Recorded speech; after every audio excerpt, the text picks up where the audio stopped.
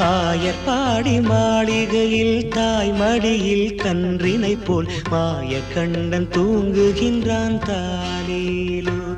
அவன் வாய் நிறைய மண்ணை உண்டு மண்டலத்தை காட்டிய பின் ஓய்வெடுத்து தூங்குகின்றான் ஆராரோ. ஓய்வெடுத்து தூங்குகின்றான் ஆராரோ. ஆயர்பாடி மாளிகையில் தாய் மடியில் கன்றினை போல் மாய கண்ணன் தூங்குகின்றான் தாலேலோ.